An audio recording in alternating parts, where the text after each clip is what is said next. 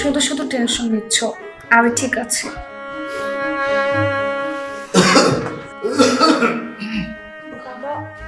থাক থাক বৌমা, তোমার উঠতেইব না, তুমি বিশ্রাম করো, বিশ্রাম করো।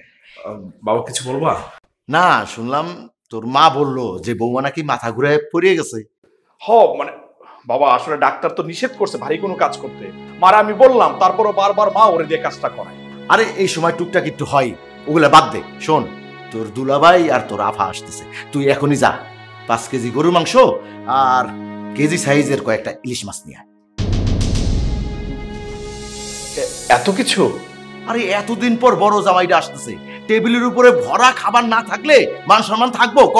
আরে শোন, আত্মীয়তা রক্ষা করতে হইলে একটু করতে হয়। বাবা আত্মীয়দেরও কিন্তু বোঝা উচিত আমাদের অবস্থাটা। শোন, কার কি করা উচিত না উচিত সেটা না ভাইবে তোর কি করা উচিত সেটা ভাব। এই মুহূর্তে এত টাকার বাজার আমার পক্ষে সম্ভব না। আমার কাছে যে টাকা আছে সে টাকা দিয়ে এত বাজার করা সম্ভব না। এই